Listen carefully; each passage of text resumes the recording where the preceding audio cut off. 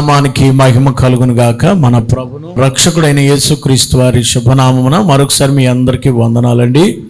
పరిశుద్ధ గ్రంథము నుండి హెబ్రీలకు రాసిన పత్రిక 10వ అధ్యాయము 24-25 వచనాలు మనం చదువుకుందాం. కొందరు మానుకునుచున్నట్టుగా సమాజముగా కూడుట మానక ఒకరినొకడు హెచ్చరించుచు ఆ దినము సమీపించుట మీరు చూచిన కొలది మరి ఎక్కువగా అలాగూ చేయుచు ప్రేమ చూపుటకు సత్కార్యము చేయుటకు ఒకరినొకడు పురుకొల్పవలనని ఆలోచింతుము. ప్రియులారా, గత వారం కొన్ని విషయాలు నేను మీకు అందించాను. ఏంటది? సహవాసం, ఫెలోషిప్ గురించి చెప్పాను. సహవాసం అంటే చర్చ్కి ఎందుకు రావాలి, మందిరానికి ఎందుకు రావాలి అనే విషయాలు ఆదివారం చెప్పాను. మందిరానికి ఎందుకు రావాలంటే కేవలం పాటలు పాడడానికే కాదు, రెండవది కేవలం ప్రసంగం కొరకే కాదు. ఎందుకొరకు రావాలంటే ఫెలోషిప్ కొరకు, సహవాసం చేయటానికి కొరకు. ఇంటర్ రిలేషన్షిప్ అంటే చర్చికి ఎందుకు రావాలంటే సంఘస్థులందరూ ఒక శరీరం, మనమందరం క్రీస్తు శరీరం. క్రీస్తుకు శరీరం ఉండదు, మనమే శరీరం, ఆయన హెడ్ మాత్రమే. ఆత్మ కనుక, దేవుడు ఆత్మ కనుక అందరిలో ఆయన ఆత్మ ఉంది కాబట్టి మనం అందరం కలిపితే ఆయన శరీరం అవుతాం. చర్చికి వస్తే మీరు ఏమవుతారని చెప్పాను? ఒక కన్నో ముక్కో కాలో చెయ్యో అవుతారు.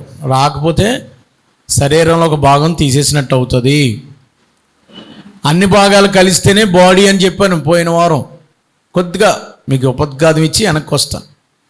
కాబట్టి అవయవాల్లో అన్నిట్లు కలిపితేనే సంఘం. కాబట్టి నువ్వు సంఘంలో ఏ సహవాసంలో ఉంటున్నావో, సార్వత్రిక సంఘంలో ఆ సహవాసానికి నువ్వు ప్రతి వారం వెళ్ళటం వల్ల నీవు దేవుని శరీరంలో భాగమై ఉంటావు. మొట్టమొదటిది. లేకపోతే క్రీస్తు సంఘంలో, క్రీస్తు శరీరంలో, బాడీ ఆఫ్ క్రైస్ట్లో నీకు భాగము లేదు. ఇది మొదటి. రెండవది, సహవాసానికి ఎందుకు వెళ్ళాలంటే మనం అందరం ఒక ఫ్యామిలీ, కుటుంబంలో ఒక తండ్రి అని ఎలాగైతే ప్రార్థన చేస్తున్నామో, ఇద్దరు అన్నదమ్ములు కలిసి మాట్లాడుకోకపోతే ఏమవుతుందో, ఆ తండ్రికి ఎంత బాధగా ఉంటుందో, అలాగే సంఘ సహోదరులు అందరూ మాట్లాడుకుంటూ సహవాసంగా లేకపోతే దేవుడికి కూడా బాధ కలుగుతుంది. కాబట్టి మనం ఫ్యామిలీ మెంబర్సం అని చెప్పాను. వేరే ఇంటి పేర్లు ఉండొచ్చు, వేరే కులస్తులు అయి ఉండొచ్చు, వేరే గ్రామస్తులు అయి ఉండొచ్చు, వేరే కలర్ అయ్యి ఉండొచ్చు, కానీ యేసు రక్తంలో మనమందరం ఒకటే. రెండవదిగా ఏం చెప్పానంటే మీకు పోయిన ఆదివారంలో, చర్చికి వెళ్ళటం వల్ల, సహవాసం చేయటం వల్ల మీరు ఆదరణ పొందుతారు. కష్టాల్లో సంఘం ఆదరిస్తుంది. మరణ సమయాల్లో, దుఃఖ సమయాల్లో, వ్యాధి సమయాల్లో సంఘం మీతో ఉంటుంది.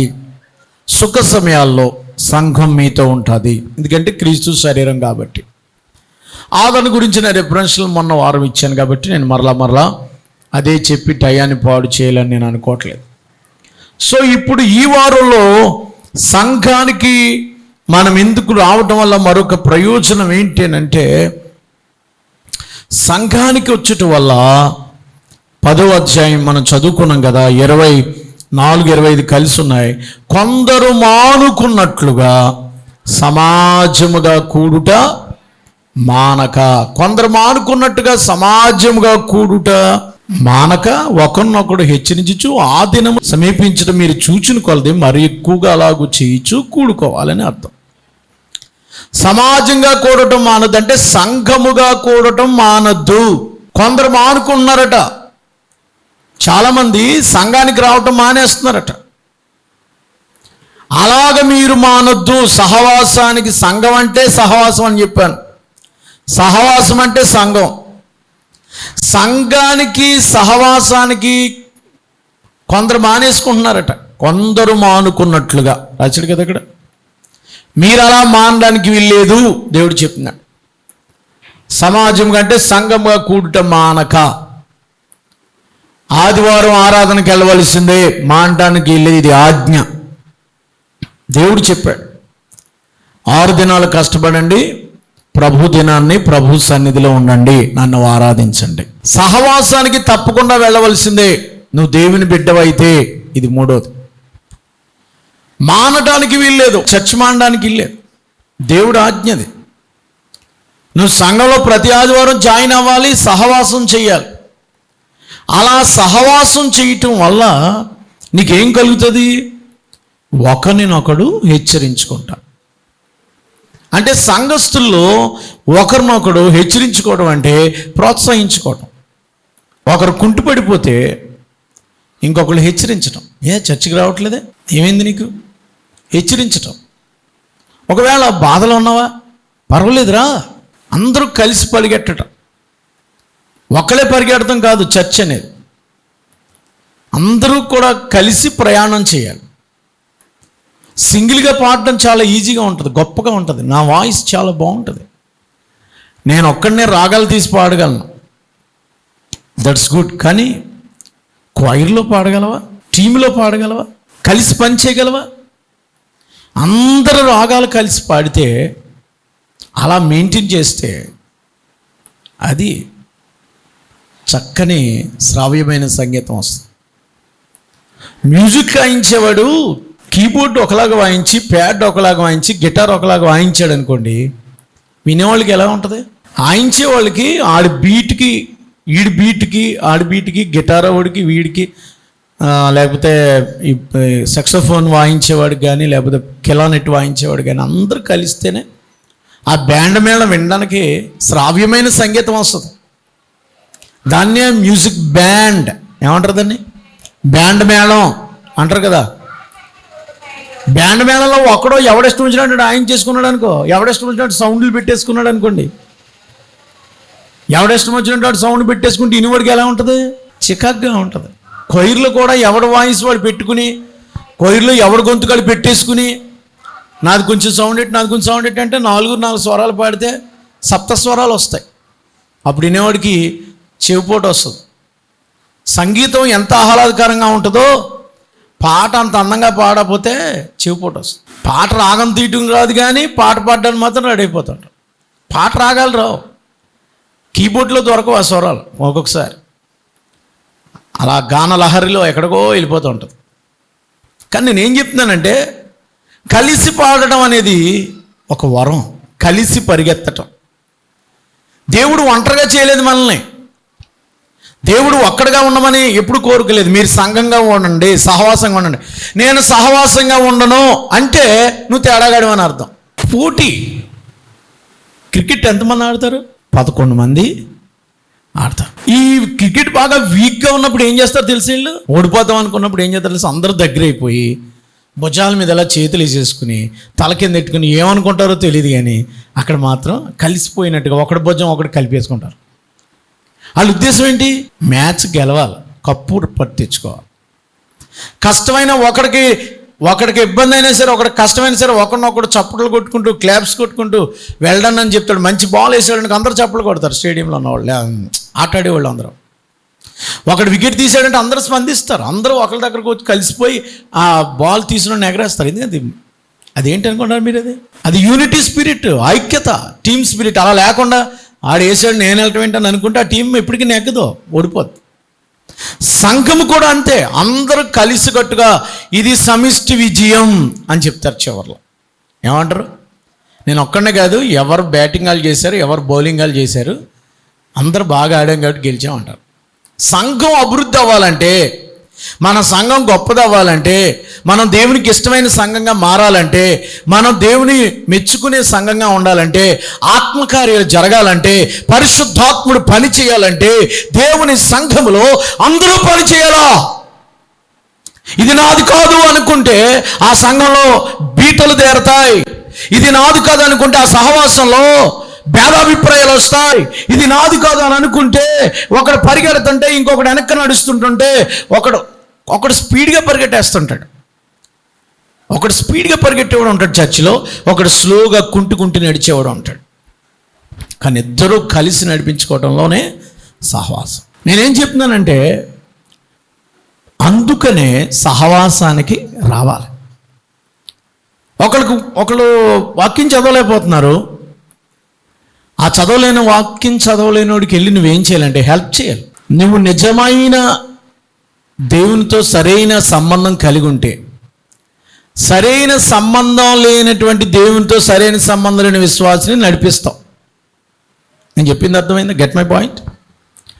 నువ్వు సరైన విశ్వాసం అయితే, దేవునితో నీకు సరైన సహవాసం ఉంటే, పెర్ఫెక్ట్ బిలీవర్ అయితే, పెర్ఫెక్ట్ విశ్వాసం అయితే, దేవుని బిడ్డవు అయితే, వెనక జారిపోతున్నావు నాకెందుకులే నువ్వు అనుకోలేవు. దేవుని మనసు నీకు ఉంటుంది కాబట్టి ఆ జారిపోతున్న వాళ్ళ కొరకు ప్రార్థన చేయడం, లేకపోతే కాసేపు వాళ్ళ ఇంటికి వెళ్ళి కూర్చొని ఎందుకు దేవునికి దూరం అయిపోతావు రా. వెనక జారిపోవడం అది మంచిది కాదు, నీకే నష్టం అని చెప్తాం. అది సంఘం చేసే పని. ఒకళ్ళనొకళ్ళు హేళన చేసుకోవడానికి కాదు చర్చిలో ఎప్పుడూ కూడా సంఘస్థులు, సహవాసంలో ఉన్నటువంటి సహోదరులు ఎప్పుడూ కూడా ఒక సహోదరి గురించి గాసిప్స్ మాట్లాడకూడదు. గాసిప్ అంటారు తెలుసు కదా. గాసిప్ అంటే పుకార్లు, లేనిపోయిన వార్తలు వేరే సహోదరి గురించి చెప్పకూడదు. ఫస్ట్ ఫండమెంటల్ ఏంటంటే, నీ పక్క సహోదరుడి గురించి నువ్వు చెడ్డగా ఇంకో సహోదరితో మాట్లాడితే ఆ సంఘంలో ఎప్పుడు ఐక్యత ఉండదు. Don't use that words. ఒకరినొకరు చర్చకు వస్తే ఏం చేయాలి? ఒకరినొకరు ఏం చేయబడతామంట? పురుకొల్పుకోవాలట. సమాజంగా కూడుట మానక ఒకరినొకడు హెచ్చరించుచు ఆ దినము సమీపించే కొలది మీరు మరి ఎక్కువగా అలాగూ చేయలేరు. ఒకరినొకరు హెచ్చరించుకోవాలి. చర్చిలో ప్రార్థన చేసుకోవడానికి హెచ్చరించుకోవాలి. హెచ్చరించడం అంటే తిట్టుకోవడం కాదు, ప్రోత్సహించుకోవాలి. ఎంకరేజ్. ఇంగ్లీష్ వర్డ్ ఏముంటుందంటే encourage to one and another. Encourage చేసుకోవాలి. పర్లేదు బాగా పాడుతున్నావు, నువ్వు బాగా పాడగలవు, పాడలేని ఆవిడ ఉంది, ఎస్ వెల్ డన్, బాగా పాడుతున్నావు. నువ్వు ప్రార్థన చేసావు, ఈవేళ ప్రార్థన చేసి అమ్మ నువ్వు భలే ప్రార్థన చేస్తావు, నువ్వు చాలా బాగా చేస్తున్నావు, చెయ్యి ప్రార్థన చేయి. వాక్యం బాగా చదివా, నువ్వు ఈవేళ వాక్యం చదివే సూపర్. సరిగ్గా చదవలేదు కానీ నువ్వు ఆచరించి బాగా చదువు, ఇంకొకసారి చదివి బాగా చదివేస్తావు. ఈవేళ నువ్వు స్వార్థ ప్రకటించే వెల్ డన్, ఈవేళ నువ్వు భక్తిగా ఉన్నావు, బాగుంది.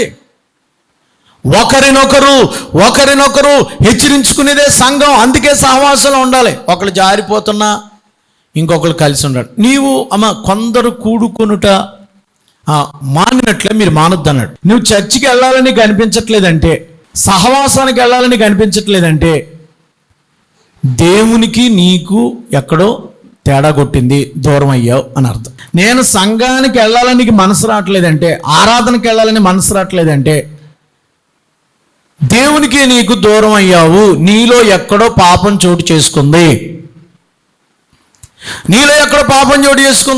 అది పక్కా. వంకలు చెప్పొద్దు దయచేసి. చర్చికి రాని వాళ్ళని మన వారం చెప్పాను కదా, కొన్ని వంకలు చెప్తారు. అది నాట్ యాక్సెప్టబుల్.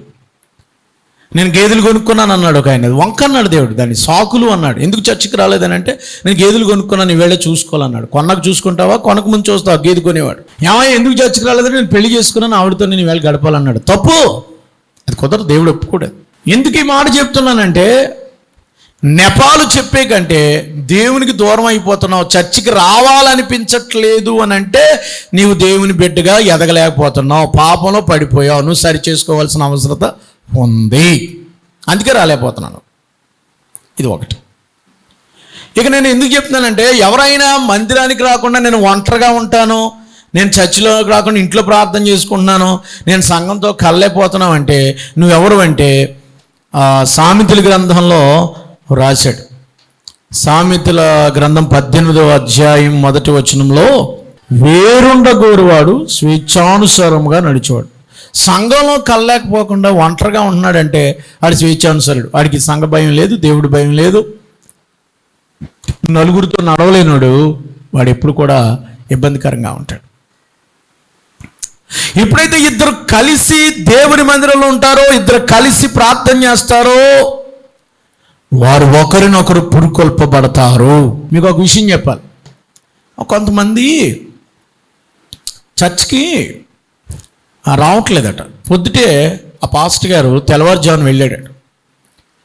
వెళ్తే ఇలా చలి పెడుతుంది, చలికాలం, ఏంటి మీరు రావట్లేదు అని అడిగితే, అయ్యారు మరి పనులు ఉంటున్నాయండి అందుకని రాలేకపోతున్నానండి అని కొంతమంది, దూరం అయిపోయిందండి అని కొంతమంది, ఇంకా రకరకాలుగా చెప్తున్నారట. ఆయన ఆ పొలాలతో మంట వేసుకున్నారు కదా, కొన్ని కట్టెలు, ఒక కట్టి తీసి ఆయన ఎలా పట్టుకున్నాడండి. ఏంటర్ బాబు కట్టి తీసాడు ఈయన, ఈ అగ్గితో కాలే కట్టి తీసాడు ఏంటని ఇలా పట్టుకుని వాళ్ళతో మాట్లాడాడు. కాసేపటికి ఈ చేతిలో తీసుకున్న కట్టి ఏమైందండి, పొల్ల ఏమైంది, ఆరిపోయింది. ఎందుకని? 4 పుల్లలో ఉంటే మంట వెలుగుతుందా? సింగిల్ పుల్ల ఒకటి బయటికి తీసి వెలుగుతుందండి? ఎప్పుడైనా సరే అన్ని పుల్లలు కలిపి ఎందుకు పెడతారు? ఒక్క పుల్ల ఎందుకు వెలగదు? 4 పుల్లల మంటలో నుంచి ఎప్పుడైతే కట్టె బయటకు వచ్చేసిందో అది ఆరిపోద్ది, చల్లారిపోతావు. ఎప్పుడైతే నువ్వు కట్టిగా వేరైపోతావో, చర్చికి రాలేవో, సంఘం అంతా ఆత్మతో నింపబడితే నువ్వు ఆత్మతో నింపబడలేవు, చల్లారిపోతావు, ఆరిపోతావు.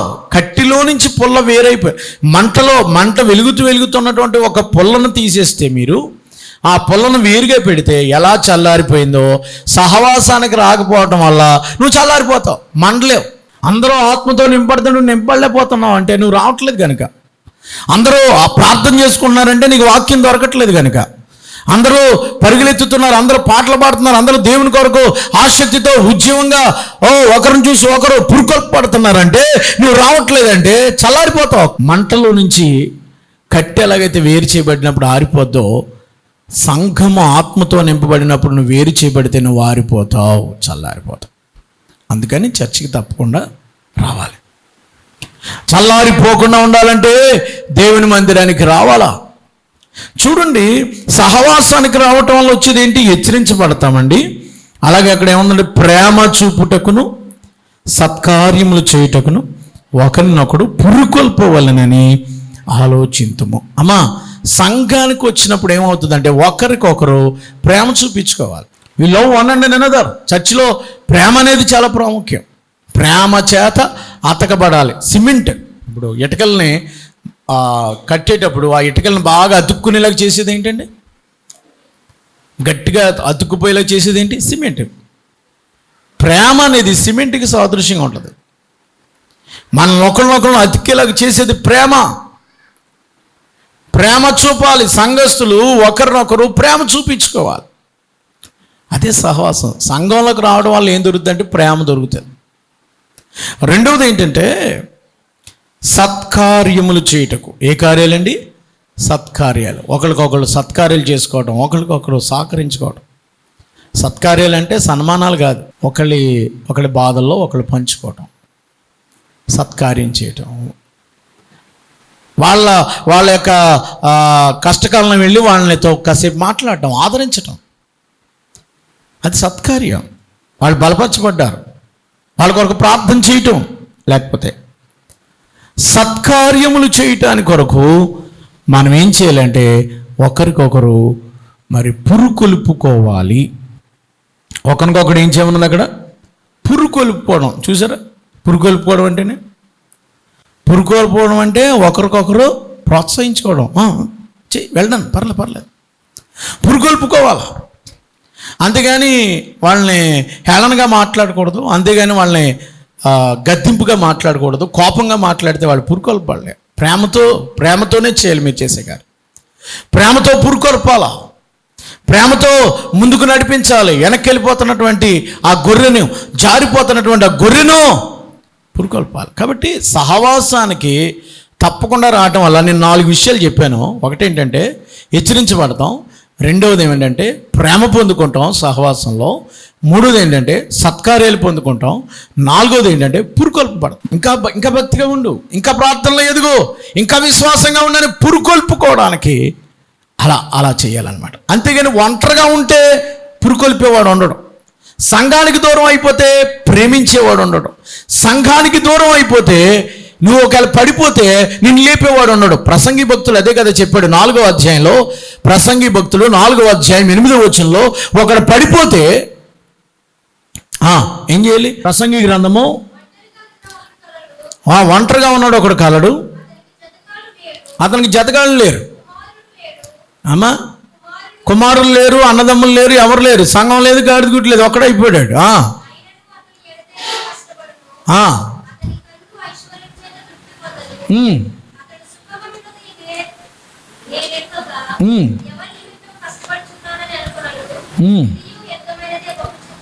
రైట్. 10వ వచనం, వాడు ఇద్దరు కష్టము చేత ఉభయులు మంచి ఫలము కలుగును, ఒంటిగా 2 కంటే ఇద్దరుగా ఉండటం మంచిది. అమ్మా చెట్టు ఇద్దరు కలిసి కొడితే ఈజీగా పడిపోద్దా, ఒకడు కడితే పని అవుద్దండి? ఒక గమిళ లెగలి అనుకోండి, ఒకటి లెగ తీసుకుంటే బాగుంటుందా, ఇద్దరు కలిసి లెగితే ఈజీగా లెగుద్దా? ఇద్దరు కలిసి ప్రార్థన చేస్తే ఎలా ఉంటుంది? చేయి పట్టుకుని ఇద్దరు ఒక అంశం కోసం ప్రార్థన చేస్తే పరలోకంలో ఎక్కడ నా నామమ్మని ఇద్దరు ముగ్గురు కూడుకొని ప్రార్థిస్తారో అక్కడి నుంచి దేవుడు ద్వారం తెలిసేస్తానన్నాడు. ఒంటిగా ఉన్నాడు, ఎక్కువ ప్రార్థన చేయలేడు. నలుగురు కలిసి ప్రార్థన చేయండి, ఎలా ఉంటుందో? ఒక్కడు లాగాడు అనుకోండి, ఒక స్తంభాన్ని ఒక్కడు లాగాడు అనుకో, ఇద్దరు లాగడానికి కష్టంగా ఉంటుంది. అదే 5 చేతులు అడ్డాయి అనుకోండి, పలువమంటే జుయ్యుని జరిగిన వచ్చేది, ఎంత పరువు అయినా సరే. అందుకని ఇక్కడ ఏం రాయబడి ఉందంటే, ఒకడు పడిపోయిన ఎడల, అయితే ఒంటరిగాడు పడిపోయినప్పుడు వాడికి శ్రమే కలుగును, వాడిని లేవనెత్తి వాడు లేకపోయినా ఇద్దరు కలిసి పండుకోవడం వాళ్ళకి ఎట్టగలుగును. ఒంటరి అయిన వాడి మీద మరి ఒకడు పడిన వాళ్ళు ఇద్దరు కూడి నిద్రింపగలరు. 3 పేటల తాడు త్వరగా తెగిపోదు కదా. ఒక తాడు పటక్కన తెగిపోదు. గడ్డి పరక ఒకటి తెంచడం ఈజీయే. ఇప్పుడు గడ్డి పరకను పూర్వం ఇలాగా పేనివ్వరండి. ఆ గడ్డి ఎండి కట్టినప్పుడు దాన్ని తెంపడం ఈజీ అంటారా? ఇంత చుట్టకని చుట్టి ఇలా తెంపారనుకోండి, తెగుతుంది అంటారు? అసలు ఎట్టి పరిస్థితి తెగదు. ఎందుకని? 100 గడ్డి పరకలు కలిసే అక్కడ. ఒక గడ్డికి పరక అయితే ఈజీ. అమ్మా, సంఘములో ఉండుట ఒక్కడిగా ఉంటే నువ్వు పడిపోతావు. సంఘం అంతా కలిసి ఉంటే సాతాన్ని ఎదిరించడం ఈజీ. ప్రతి విషయాల్లో సహవాసం అనేది చాలా ప్రాముఖ్యం.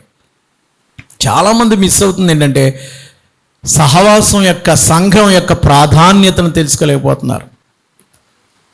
ఒంటిగా ఉన్నవాడు పడిపోతాడు, ఎవరు లేపేవాడు ఉన్నాడు. ఒంటిగా ఉన్నవాడు డిప్రెషన్కి వెళ్ళిపోతాడు.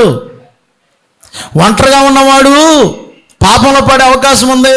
అదే నలుగురు కలిసి ప్రార్థన చేసుకున్నాను అనుకో, ఇవాళ ఏం వాక్యం చదువుకున్నావు నువ్వు? ఇవాళ నువ్వేం ప్రార్థన చేశావు? ఇవాళ పొద్దుటే కలిసి డివోషన్ నలుగురు కలిసి చేశారు, బైబిల్ స్టడీ నలుగురు చేయండి, ఎలా ఉంటుందో? అందుకే మీకు 10 మంది ప్రార్థన చేసాం, నిన్న ఒకళ్ళు రాలేదే. మీ గ్రూపులు వేయటం కారణం ఏంటి? నలుగురు కలిసి ప్రార్థన చేస్తే అది ఉద్యమం వస్తుంది, పరిశుద్ధాత్మతో నింపబడతారు. ఆది సంఘము, మన ఆదివారం చదివించాను కదా, ఆది సంఘము అంతా ఒక చోట కూడుకున్నప్పుడు వారు ఆత్మతో నింపబడ్డారని ఉంది. దేవునికి స్తోత్రం. పరిశుద్ధాత్మతో నింపబడ్డారు. దేవుని ఆత్మ అక్కడ సంచారం చేస్తారు. వారి కూడిన చోటు కంపించింది. ఒంటరిగా ఉన్న చెట్టు ఉందనుకోండి, సహవాసం లేకుండా రోడ్డు పక్కన చెట్టు ఉంటుందండి. ఏమండో, రోడ్డు పక్కన చెట్టు ఉందనుకోండి, అది ఎవరిదో తెలీదు. ఆ చెట్టు రోడ్డు పక్కన చెట్టు దగ్గరికి వెళ్తే, యేసుప్రభువు వారు ఆ రోడ్డు పక్కన చెట్టు దగ్గరికి వెళ్తే ఏమైనా కనపడ్డాయండి? ఒంటిగడి చెట్టు, అది రోడ్డు పక్కన ఉంది. ఆ చెట్టు తోటలో లేదు, పొలంలో లేదు, రోడ్డు పక్కన ఒంటరిగా ఉంది ఆ చెట్టు. యేసుప్రభువు వారు ఆ చెట్టు దగ్గరికి వెళ్ళి ఏమన్నా పళ్ళు దొరుకుతాయేమని చూశారట. ఏమన్నా దొరికాయా? ఏమీ దొరకలేదు. కారణం ఏంటి? ఎరువు లేదు, నీరు లేదు, వాక్యం లేదు, ప్రార్థన లేదు, సహవాసం లేదు, ఒంటరిగా ఉంది కనుక యేసుప్రభువు వారు అంజూరపు చెట్టుని నేను శపిస్తున్నాను అన్నారు, ఎండిపోయింది. మత్తయి సువార్త 21వ అధ్యాయంలో త్రోవ పక్కన పడి ఉన్న చెట్లాగా ఉండొద్దండి దయచేసి. త్రోవ పక్కన ఉన్న చెట్టు మత్తయి సువార్త 21వ అధ్యాయంలో ఉంటుంది మాట. ఒంటరిగా ఉండటం వల్ల ఏమండి? మత్తయి సువార్త 21వ అధ్యాయము 19వ వచనంలో, అతడు త్రోవ ప్రక్కన ఉన్న ఒక అంజూరపు చెట్టును చూచి ఆకులు తప్ప మరి ఏమీ కనపడలేదు, ఇక మీద నువ్వు అన్నాడు కాపు కాయకుందాం అని చెప్పిన తక్షణమే ఆ అంజూరపు చెట్టు ఏమైపోయిందటమ్మా? ఎందుకు ఎండిపోయిందండి? ఎందుకు కాపు లేకుండా అయిపోయింది? తోటలో చేలుతో ఉన్నదనుకోండి, దానికి ఏమవుతుందండి? అమ్మా, తోటలో ఉన్న చెట్టుకి ఒంటిగా ఉన్న చెట్టుకి తేడా లేదా? తోటలో ఉన్న చెట్టుకి ఏముంటుందండి? కంచి ఉంటుంది. మొదట సంఘానికి ఒక కాపరు ఉంటాడు, కంచి ఉంటుంది, కాపు దానికి యజమానుడు ఉంటాడు. ఇప్పుడైతే సంఘానికి లోనికి నువ్వు వస్తావో, దానికి తోటలో ఉన్న చెట్టుకి కంచి ఉంటుంది. రెండోది, తోటలో ఉన్న చెట్టుకి ఏమి పెడతారు? ప్రతి వారానికి ఒకసారి నీరు ఎడతారు. ఏమన్నా పురుగు ఎడతంటే ఏం చేస్తారు? మందు ఎడతారు. బలానికి ఏమి పెడతారు? ఎరువు పెడతారు. అర్థమవుతుంది కదా? పురుగట్టకుండా మందు కొడతారు. ఏమండి, వ్యవసాయమే కదా మన వాళ్ళు అందరూ. నేనేం తప్పు చెప్తున్నాను? ప్రతిరోజు ఏమడుతుందో, దోమ ఆడుతుందో, ఏగడుతుందో రైతు వెళ్ళి ఏం చేస్తాడు? యజమానుడు ఏం చేస్తాడు? చూసుకుంటూ ఉంటాడు. ఏమండి, వారం చూడలేదనుకోండి, ఏమైపోద్ది? దోమట్టింది అనుకోండి, ఎలా ఉంటుంది? వారం పైకి వచ్చాడు అనుకున్నాడు, దోమట్టిని వీడు ఏం పట్టించుకోవట్లేదు బాబు, వీడు సోమరోడు చేని దాటి రాగా, బైబిల్లో అది కూడా ఉంది. సోమరోడు చేని దాటి రాగా దోలగొండ చెట్లను, ముళ్ళ పొద చెట్లను మొలిచిన అన్నాడు. సోమరోడాడు. చేను ఇక్కడ పొలం వేసి ఎక్కడో ఉండొచ్చి వారం పోయికి వచ్చి నువ్వు సోగ్గా చూస్తే ఉంటుందేంటి? 2 రోజుల్లో తేడా వచ్చేది. ఏమండి పొలం పనులు చేసేవాళ్ళు చెప్పాలి నాకు, అది కథ. కాబట్టి ఇక్కడ ఏం చేశాడనంటే తోటలో కాకుండా వేరుగా ఉంటే కాపరు ఉండడు దానికి. రెండోదేమో ఎరువు దొరకదు, మూడోదేమో మందు కొట్టడం ఉండదు. అదే మీరు తోటలో ఉన్నాడు అనుకో, దానికి కాపరు ఉంటాడు. సపోజ్ రోడ్డు పక్కన ఎవడో కాయలు కోసుకుంటున్నాడండి, రోడ్డు పక్క చెట్టుది, పక్కన చెట్టు అంటే ఎవడో కాయలు కోసుకుంటున్నాడు. కోసుకుంటే మీరు వెళ్ళి అడిగారు, ఎరా ఎందుకు కోతున్నావురా అన్నారు అనుకోండి, ఆడేమంటాడు, చట్నీ ఇదేంటరా అంటాడు. అదే తోటలో ఉన్నది కోసాడు అనుకోండి, అప్పుడు ఏమడుగుతాడు, వాడు కోసాడు అనుకో, మనం ఏమంటాం, అది నీదేంటా అంటాడా, ఎరా తోటలో ఉన్న చెట్టు కోతున్నావు ఎర్ర, దీనికి ఎవడు నేను తోటమాలిని. అలాగే సంఘానికి వేరైపోతే ఎవడు పడతాడు కాయలు కోసేసుకుంటాడు. అందరూ ఈ చెట్టుకి అందరు పాటర్లే, ఆ చెట్టుకి ఆ పాటగారు వచ్చి కాయ కోస్తాడు, ఈ పాటగారు వచ్చి కాయ కోస్తాడు, ఏ సహవాసమో తెలీదు, చివరికి అది ఎండిపోద్ది. అది ఎవడ బుద్ధి చెప్పడో కాయలు కోసుకునేవాడు, కానీ తోపక్కన చెట్టు కదా కాయలు కోసాడు, ఎవడు మందే లేదు, ఎరువేయలేదు. సరిగ్గా బాధలు వచ్చినాయి, కష్టాలు వచ్చినాయి, పాస్టర్ గారు లేడు, ఎవరు లేడు, ఏమైపోద్ది? కాపర లేని గొర్రె, కాపర లేని విశ్వాసి, పాస్టర్ గారు లేని విశ్వాసి బతుకు కూడా అంతే. అది వాక్యం చెప్తుంది, నేను కాదు, వాక్యం. యేసుప్రభు వారు ఏం చెప్పారు? తోపక్కన పడిపోవడం వల్ల ఎండిపోయింది, ఎవడమంటుకాడు కోసుకుపోయాడు. యేసుప్రభు వచ్చినడికి కాయలు కనపడలేదు, పురుగట్టేసింది, ఎవడు మందు కొట్టలేదు, చెట్టు బక్సిక్కిపోయింది, ఎరువేయలేదు. చర్చిలోకి వచ్చావనుకో, సహవాసంలో ఉన్నావనుకో, నీకు మందు కొడతారు. అవునా? మందు కొడతానా లేదా? ఒక్కొక్కసారి గట్టిగా మందు ఆడినప్పుడు మీకు బాధ వస్తుంది, పర్లేదు. మరి మందు వేసినప్పుడు, గాయం వేసినప్పుడు ఐడియా నేస్తారు, అప్పుడు మంట వస్తుంది రాదే. నా ప్రసంగం మంట వస్తుందంటే నాకు చాలా సంతోషం, దేవునికి స్తోత్రం. అర్థమైందని అర్థం అనమాట. మంట రాకుండా ఇవాళ సూపర్ చెప్పాడు, భలే ఉందబ్బా అన్నారనుకోండి, చాలా చెడ్డగా చెప్పానని అర్థం. మీకు అదే బాధ వచ్చి నన్నే తిట్టాడు అనుకున్నాను, నేనే హ్యాపీ, నిన్నే తిట్టాను నేను, ఎందుకంటే నువ్వు మారుతావని. అప్పుడు మానాలా, మంట రావాలి నీకు. ఇంజక్షన్ చేసినప్పుడు పొడిచినప్పుడు ఏమవుతుంది? సురుక్కుమంటుంది. అనకపోతే మరి ఎలాగ? సురుక్కుమనాలి. ప్రసంగం సురుక్కుమనకపోయి పెయింట్ రాసి, లోషన్లు రాసి, సీమ్ పట్టేసిన దాని మీద పైన ఆయింట్మెంట్ ఎంత రాసినా లోపల సెప్టిక్ అయిపోతూ ఉంటాం, మొత్తం కాల్ తీసేయాలంటారు. ఆ బాధ ఎందుకు? అందుకని ముందే చిన్న ఇంజక్షన్ ఇస్తే అయిపోతుంది. దేవునికి స్తోత్రం. ప్రియులారా, తోటలో ఉన్నటువంటి చూడండి, తోటలో ఉందో ఒక అంజూరపు చెట్టు. ఎక్కడ? లోకాసు వార్త 13వ అధ్యాయము 6వ వచనంలో ఆ ద్రాక్ష తోటలో ఒక అంజూరపు చెట్టు ఉందట. ఏమండో, ఎక్కడుంది ఈ చెట్టు? తోటలో ఉండబట్టి ఏమైంది? యజమానుడు వచ్చాడు, ఆ తోటలో ఉన్న ఎరువేస్తున్నా, ఒక్కొక్కటి ఎరువేసినా తోటలో ఉన్న ఒక్కో చెట్టు కాయదు, అది మొండి చెట్టు. అది ఎరువేసినా, నీరెట్టినా, మందు కొట్టినా కాయలేదంటది. అప్పుడు యజమానుడు వచ్చి, రే ఈ చెట్టు నరికేయండి, వద్దు ఇంక ఇది కాయదు, గొడ్డుది, వేసేయండి. అబ్బా మారడేడు, ఎన్ని వాక్యాలు చెప్పిన, ఎన్ని ప్రార్థన చేసిన, ఎన్ని కొట్టాలు ఎట్టినా, 40 రోజులు ఎట్టు, 100 రోజులు ఎట్టు, సభలు ఎట్టు, కిస్మిస్ ఎట్టు, ఏవెట్టు, మారడు, వేసేది అబ్బా అన్నాడు దేవుడు. అప్పుడు తోటమాలి ఏమన్నాడు? కాపరు ఉంటాడు కదా, ఆడేమన్నాడు? వద్దు వద్దు వద్దు వద్దు వద్దు వద్దు వద్దు, ఈ సంవత్సరానికి ఉండని, నేను మరలా చదవాలమ్మ వచ్చిన. అయితే వాడు, అయ్యా నేను ఈసారి దాని చుట్టూ ఇవాళ తవ్వేస్తాను ప్రభా, ఎరువేసేస్తాను, ఎరువేసేసి గొర్రపడక్కో, ఉప్పో ఏదో వేస్తారు కదా, ఊరియాయో ఏదో వేసేస్తాను. ఈ సంవత్సరం కూడా ఉండనిమ్ము. ఏ సంవత్సరం? ఈ సంవత్సరానికి ఉండి ఎరువేస్తాను, నీరెడతాను, మందులు కొడతాను. ఈ సంవత్సరానికి కానీ కాయ కాసిందా, ఓకే, అప్పుడు నువ్వు తీసేది. కానీ అయ్యా తోటమాలు ఉన్నాడంటే కాపరు ఉన్నాడంటే యేసయ్యని బతిమాలుకుంటాడు. అయ్యా ఈ సంవత్సరానికి ఉంచయ్యా, మారు మనసు పొందుతాడయ్యా, నరకానికి వద్దయ్యా, తీయొద్దయ్యా, రోగాలు వద్దయ్యా, వ్యాధులు వద్దయ్యా, సమస్యలు వద్దయ్యా, కష్టాలు వద్దయ్యా, మారుతాడయ్యా అని ప్రార్థన చేస్తాడు. కాపరు ఉంటే విశ్వాస కోసం, రాముల కోసం కన్నీరు కారుస్తాడు. కాపరి నుంచి వేరైపోతే, సంఘాన్ని నుంచి వేరైపోతే నీకోసం ప్రార్థించేది ఎవడు? నిన్ను ఆపేదెవడు? తోపక్కన పడిపోయింది కాబట్టి ఎండిపోయిందా చెట్టు. యేసయ్య వెంటనే శపించేశాడు.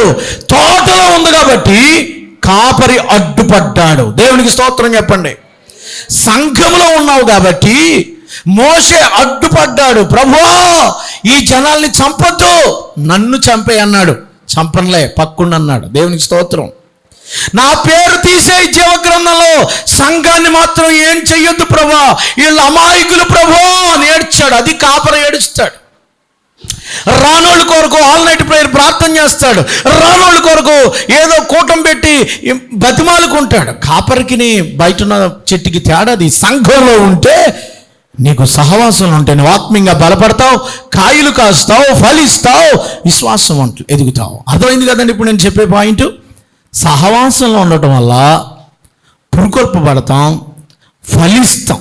రెండవది, మొదట పురుకొల్పబడి రెండవది ఫలిస్తాం. తోటలో ఉంటే ఫలిస్తాం, తోటలో లేకపోతే ఏమవుతామా? అందుకని యేసుప్రభు వారు ఏం చెప్పారు? యోహాను సువార్త 15వ అధ్యాయం చెప్పి నేను ముగిచ్చేస్తానండి. యోహాను సువార్త 15వ అధ్యాయం ఆయన ఏమన్నాడు? 4వ వచనం, నా యందు నిలిచుండుడి, నేను మీ యందు నిలిచుండను. తీగ ద్రాక్షావళిలో నిలిచుంటే గాని తానంతట తాను ఎలాగో ఫలింపదు, అలాగే నా యందు మీరు నిలిచుంటే గాని మీరు ఫలింపరు. ద్రాక్షవల్లిని నేను, తీగల మీరు. ఎవడు నా యందు నిలిచుండో, నేను ఎవనందు నిలిచుందునో వాడు బహుగా ఫలించును. నాకు వేరుగా ఉండి మీరేం, సంఘానికి వేరై ఉండి మీరేం చేయలేరు. అది చెప్పాడు దేవుడు. చచ్చి మానేసి చెరువు మీద కోపం ఇస్తే ఏమవుద్ది? చచ్చి మానేస్తే నువ్వు ఎండిపోతావు, కానీ సంఘం ఇంకా ఏమవుతుంది? దైవజనుడికి ఏమో. నాకు వేరుగా ఉండి మీరేం చెబుతారు? ఏమి చేయలేరు అన్నాడు దేవుడు. ద్రాక్షవల్లిని నేను, తీగల మీరు. మీరు తీగలో ద్రాక్షవల్లితో ఏం చేయవాలండి? అంటుకట్టబడాలి. అలా అంటుకట్టబడాలి. ఎప్పుడైతే అలా అంటుకట్టబడతాయో, ద్రాక్షవల్లితో తీగలన్నీ అంటుకట్టబడతాయో వాళ్ళు బహుగా ఫలిస్తారట. పనికి మాలిన ప్రతి తీగ ఏం చేస్తాడంటే ఆయన 2వ వచనంలో, నాలో ఫలింపని ప్రతి తీగను ఆయన తీసి పారవేయును, ఫలించు ప్రతి తీగ మరిక్కుగా ఫలింపని దానిలో పనికిరాగలను తీగలను తీసేసి అది అగ్నిలో వేసేసి కాల్చేస్తాడట. అది కథ. ప్రియులారా, ఎవరు దేవునితో సహవాసమై లింకప్ అయి ద్రాక్షవల్లి అయిన సంఘముతో సహవాసం, దేవునితో సహవాసం అంటు కట్టబడాలి. కొంతమంది పుట్టిన కాడి నుంచి సంఘంలో బాప్తిసం పొంది ఎదిగిన వాళ్ళు ఉంటారు. ఇది ఒక రకం. రెండో రకం ఎవరు? అంటు కట్టబడ్డారు. అంటే ఎక్కడి నుంచో ట్రాన్స్ఫర్ అయ్యి వచ్చి, లేకపోతే ఈ ఊరు వచ్చేసి ఎక్కడుండి అంటు కట్టబడతాం. ఒక మొక్క తెచ్చి ఇంకొక మొక్క అంటు కడతారు, తెలుసు కదమ్మా. అంటుకట్టిన మొక్క అందులో అతుక్కుపోద్దా, మళ్ళీ ఏరుగా ఉంటుందా? అది కొన్ని అంటుకట్టుబడాలి, కొన్ని ఇక్కడే రక్షణ. నువ్వు ఏ సహవాసం పడితే ఆ సహవాసం కాదు. మళ్ళీనే పనికి మళ్ళీ సహవాసాలు బోర్డు వచ్చినాయి. పిలుపు ఉండదు, దర్శనం ఉండదు, అన్నిట్లో ఉంటాడు ఆయన. ఇలాంటి సహవాసాలు చాలా ఉన్నాయి. అవి కాదు. ఏది వాక్యం దొరుకుతుందో, ఎక్కడ ఆత్మీయంగా ఎదుగుతున్నావో, ఎక్కడ ప్రార్థన ఉందో, ఎక్కడ వాక్యము సమృద్ధిగా దొరుకుతుందో, ఎక్కడ బలపరచబడగలవో, ఎక్కడ చెక్కబడగలవో, ఎక్కడ దేవునితో లింకప్ అవ్వగలవో, ఆ సహవాసంలో ఏ బండ నుండి చెక్కబడ్డావో ఒకటే, అంటే ఎక్కడ రక్షణ పొందావో. రెండవది, ఏ బండను, ఏ చెట్టుకు అంటుకట్టబడ్డావో, అంటే ఎక్కడి నుంచో వచ్చావు, ఇక్కడ అంటుకట్టబడ్డావు, ఆ సహవాసంలో నువ్వు ఉన్నావు. నమ్మకంగా ఎదిగితే నువ్వు బహుగా ఫలిస్తావు. మీరు బాగా ఫలించాలని దేవుడు కోరుకుంటున్నాడు. సంఘ సహవాసం అనేది చాలామంది పోగొట్టుకుంటున్నారు. అందుకనే దేవుడు చెప్పాడు, నా యందు మీరు మీ యందు నేను ఉన్నట్లయితే ఈ నా రక్తము తిని త్రాగువాడే నాలో పాలు పంపులవాడు. ఒక రొట్టిలోనిదే అంటే దాని అర్థం ఏంటంటే యూనిటీ. సహోదరులు ఐక్యత కలిగి నివసించుట ఎంత మేలు. ఐక్యత. సహవాసం నుంచి దూరం అయిపోయావా, దెబ్బతిన్నావే. వినండి, మీకు ఒక విషయం చెప్పాలి. అబ్రహాముతో సహవాసంగా ఉండేవాడు ఎవరో? లోతు. ఏ లోతు? కిందకి లోత. ఆయన లోతు. అబ్రహాముకి కొడుకు వరుస అవుతాడు, చిన్న తమ్ముడుకో బిడ్డ. అబ్రహాముతో సహవాసంగా ఉన్నాడు చాలా కాలం. ఏమండి? సహవాసంగా ఉండి, తమ్ముడు మన ఇద్దరికి గొడవలు వస్తున్నాయి కదా, నువ్వేమన్నా ఎటు వెళ్తావంటే, అదేంటన్నయ్య నేను ఇడిచి ఎక్కడికి వెళ్తాను, నేను వెళ్ళను, మన ఇద్దరం ఆ గొడవలు వస్తాలే సర్దేద్దాం అని అనలేదు ఆయన. అన్నయ్య నేను అయితే వెళ్ళిపోతానని వేరే ఎట్టినని అన్నాడు. వెంటనే వేరే ఎట్టినమంటే మరి వేరే ఎట్టాలి కదా. ఎక్కడికి వెళ్తావురా అన్నాడు. అదిగో పచ్చగా కనపడుతుంది తోట ఉంది, అక్కడికి వెళ్ళిపోతా అన్నాడు. అబ్రహాముతో సహవాసాన్ని పోగొట్టుకున్నాడు. అబ్రహామును వదిలేశాడు. అబ్రహామును వదిలేసి వేరే కాపురం పెట్టుకున్నాడు. ఎక్కడికి వెళ్ళి పెట్టాడమ్మా? సొదొమ గుమర్రాలో కాపురం పెట్టాడు. సహవాసాన్ని వదిలేశాడు. ప్రార్థన మర్చిపోయాడు. అందరినీ మర్చిపోయాడు. ఏమైపోయింది ఇప్పుడు? ఏమన్నా ఫలించాడా? ఆ ఊరంతా అగ్ని వర్షం వచ్చి కాలిపోతే అబ్రహాం ప్రార్థన చేశాడు కాబట్టి లోతన్నా బతికాడు, లేదా ఆడు కూడా పోయాడు. సహవాసాన్ని నుంచి వేరైపోతే గొడ్డి విశ్వాసం. లోతు ఒక్కడే, ఒక్క ఊరోని ఒక్కడ మార్చలేకపోయాడు. భార్యను కూడా రక్షించలేకపోయాడు. కూతుళ్ళు కూడా వ్యభిచారులు అయిపోయారు. ఇంకేం అవ్వలేకుండా అయిపోయింది. కాబట్టి ఆ వంశం ఏమైపోయిందంటే హరించిపోయింది. దేవుళ్ళలోంచి వేరైపోతే అబ్రహాము దైవజనుడు, అబ్రహాము దేవుని బిడ్డ, సంఘ సహవాసము, కాపరతో సహవాసము, మంద నుంచి వేరైపోతే నువ్వు ఫలించలేవు. నాకు వేరుగా ఉండి మీరేమి. ఇంకొక మాట చెప్పి ముగిస్తాను, టైం అయిపోయింది కాబట్టి. మీకు సంఘాన్ని విడిచిపెట్టేసింది ఒక ఆవిడ. ఆ పెద్దమ్మ గారు సంఘాన్ని వదిలేసింది, వేరే ఊరు వెళ్ళిపోయింది. అక్కడ చర్చ్ లేదు, అక్కడ ఏమీ లేదు. బాగుపడదామని ఆ ఊరు వెళ్ళిపోయింది. అలా ఆయన గారితో చెప్పింది, అన్న ఏమన్నా మనం వెళ్ళిపోదాం, అక్కడ బాగుంటుందని వెళ్ళిపోయింది ఆవిడ. కొడుకుని తీసుకెళ్ళింది, 2 కొడుకులు, జమానెత్ కొడుకులు. బాగుపడ్డదా? ఇక్కడ కరువు ఉందని, చర్చిలో బాగోలేదని, ఇక్కడ ఒంట్లో బాగోలేదని, ఇక్కడ ఇంకోటి అవ్వలేదని, ఇక్కడ బాధలు వస్తున్నాయి, ఇక్కడ కష్టాలు వస్తున్నాయి, ఇక్కడ అప్పులు అయిపోతున్నాను, ఇంకో సహవాసంకి వెళ్ళింది. బాగుందా? దుష్ట సాంగత్యము మనం పరిశుద్ధ సహవాసం పరిశుద్ధులుగా ఉంచుది. ఏ గూటి పక్షి, అది ఏ జాతి పక్షి, గూటి అంటే పని అది బాగోలేదు, ఏ జాతి పక్షి అంతే. పరిశుద్ధులు పరిశుద్ధులతోనే సహవాసం చేస్తారు, దుష్టులు దుష్టులతోనే సహవాసం చేస్తారు. సంఘస్థులు సహవాసం సంఘస్థులతోనే ఉంటుంది. మన సహవాసం అయితే యేసు ప్రభుతోనూ, తండ్రితోనూ, సంఘముతోనూ, పరిశుద్ధులతోనూ ఉన్నది. దేవునికి స్తోత్రం. ప్రియులారా, ఇదిగో సహవాసం వదిలిపెట్టేసింది. భర్త పోయాడండి మొదట. ఆ పెద్దమ్మ గారు చర్చ్ ఎప్పుడైతే మానేసి చర్చికి దూరం అయిపోయి, ఊరికి దూరం అయిపోయి, గ్రామాన్ని వదిలేసి వెళ్ళిపోయిందో భర్త పోయాడు మొదట.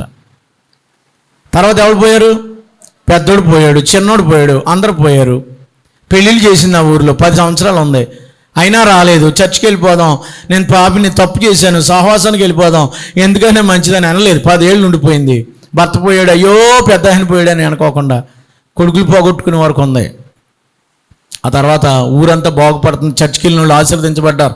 పంటలు పండుతున్నాయంట, ఇల్లులు కట్టుకుంటున్నారంట, మళ్ళీ కోతలకు వెళ్తున్నారంట, యావల పంట ప్రారంభమైందంట, గోధుమల పంట కోస్తున్నారంట. వాళ్ళకి యావల గోధులు, మనకి కోతలు వస్తున్నాయి. వరి పంట, జొన్న మొక్కజొన్న పంట, అరటి పంట కదా, ఇవన్నీ వచ్చేస్తున్నాయంట. అందరూ పనులకి వెళ్తున్నారంట, పుష్కలంగా పని ఉందంట, డబ్బు ఉందంట, చేతులని పని ఉందని తెలిసింది. మళ్ళీ చర్చకు వచ్చేసింది. ఈ మాట వినగానే ఆవిడ ఏం చేసిందండి చెప్పాలి? ఎవరావిడే? నయోమి. అందరూ అనండి. నయోమి మళ్ళీ చర్చిలకు వచ్చింది. ఇప్పుడు ఒక 20 ఏళ్ళు పోయాక. ఊర్లో అక్క అమ్మలాక, అక్క నయోమి అలాగైపోయివేంటే? అవును. ఏడి మీ ఆయనేడే? ఇంకెక్కడ ఆయనే?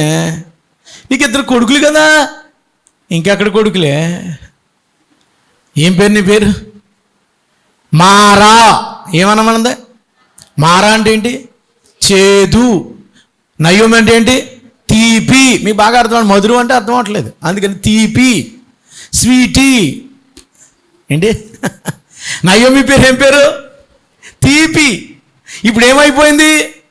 మొగుడు పోయాడు, ఏంటి కొడుకులు పోయారు, అందరు పోయారు, ఒంటరిగతిగా వచ్చింది. ఇప్పుడు ఏమైపోయింది? చేదు. నన్ను ఏమనండి. అయితే దేవుని దగ్గరికి వచ్చి అడిగింది, ఈ పిల్ల ఎవరే? కొత్తగా ఎర్రగా ఉంది ఈ పిల్ల. ఎవరి పిల్ల? ఎవరి పిల్ల? పడిసి పిల్ల. పిల్లలన్నా పుట్టలేదు, 18 సంవత్సరాల పిల్ల. ఎవరి పిల్ల? అమ్మ ఎవరా పిల్ల చెప్పాలి? అందరూ అనండి. రూతు. అందరూ అనండి.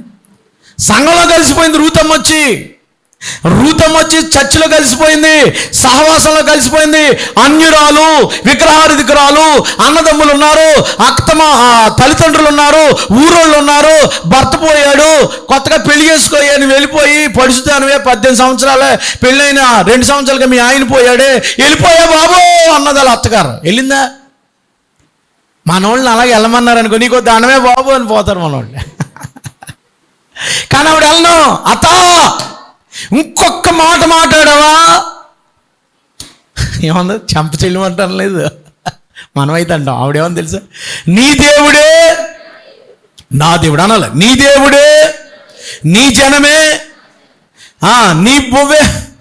నువ్వు అన్నం తింటే నేను అన్నం తింటాను, నువ్వు గెంజి చేసుకుంటే నేను గెంజి చేసుకుంటాను, నీవెక్కడ పడుకుంటావో నీ ఇల్లే నా ఇల్లు, నువ్వు ఎక్కడ చచ్చిపోతావో అక్కడే నా సమాధి రావాలత్త.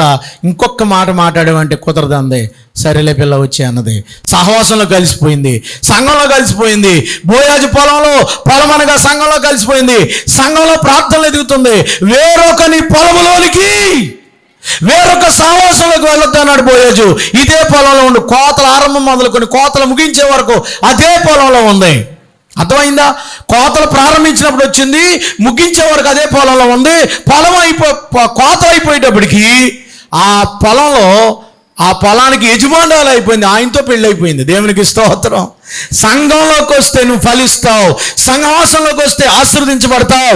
దేవునితో ఏ పొలములో నువ్వు పరిగెరుకుంటున్నావు, ఏ పొలములో బలంగా ఎదుగుతున్నావు, ఏ పొలములో ఆశీర్వదించబడ్డావు, అదే పొలములో నిలకడగా ఉండు. మరలా ఆ 100 ఎకరాల భూస్వామి బోయాజు నయోమిని, రూతమ్మను పెళ్లి చేసుకున్నాడు. పెళ్లి చేసుకున్నాడు. నయోమికి ఎవరు పుట్టారు?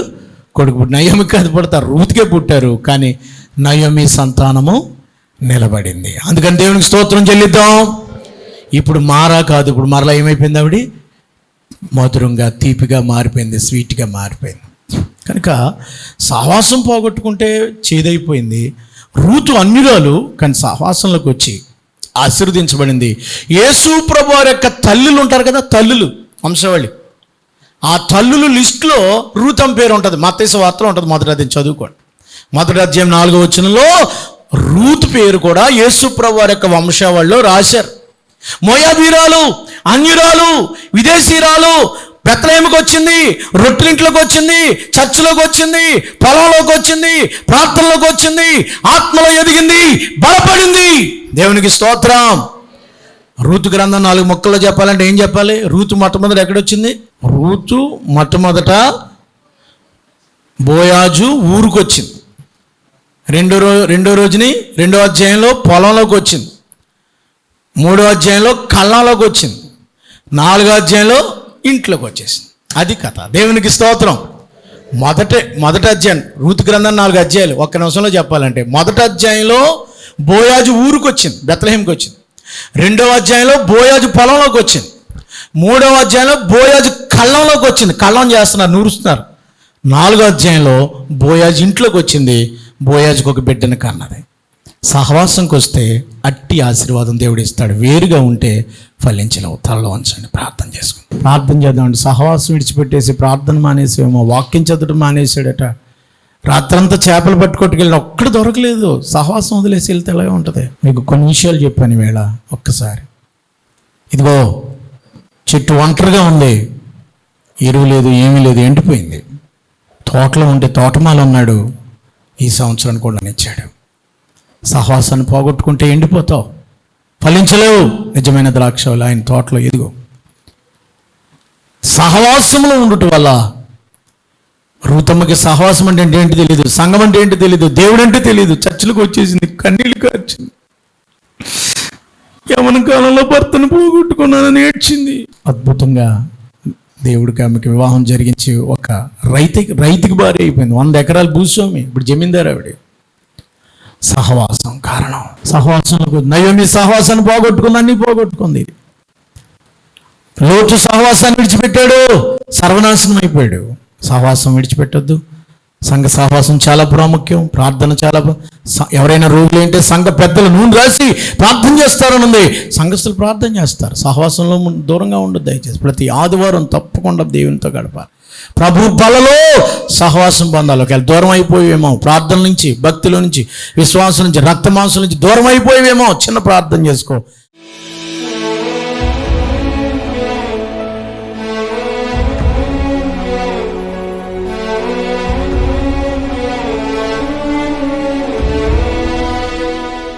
మహాపరిశుద్ధుడు అయిన మా తండ్రి, సహవాసం యొక్క ప్రాముఖ్యత గురించి మాతో మాట్లాడారు. నీకు వందనాలు అయ్యా. సహవాసంలో ఎదగాలని మాతో మాట్లాడారు. నా రక్త మాంసంలో తిని త్రాగాలన్నారు. ఎందుకంటే ఇది సహవాసం. సహవాసానికి వేరే ఉన్నవాడు ఫలించలేడు అన్నావు. ఏ సహవాసం పడితే ఆ సహవాసం కాదు, కానీ ఏ బండ నుంచి చెక్కబడ్డారో, ఏ చెట్టుకు అంటుకట్టబడ్డారో అదే సహవాసంలో ఎదిగి ఫలించి, రూతు ఎలాగైతే సహవాసంకి వచ్చి ఆశీర్వదించబడిందో ఆ రీతిగా ఆశీర్వదించబడినట్లుగా చేయండి. వేరుగా ఉండి ఏమీ చేయలేం కనుక నీలో ఎదిగేటట్లు కృపమని, ప్రార్థన ఆలకించమని, ఎత్తబడిన వాక్యం ఫలింపచేయమని, ప్రతి వారి సహవాసంలో వర్ధిల్లినట్లుగా చేయమని యేసు ప్రభువు వారి పేరట వేడుకొంచున్నాము తండ్రి. ఆమేన్.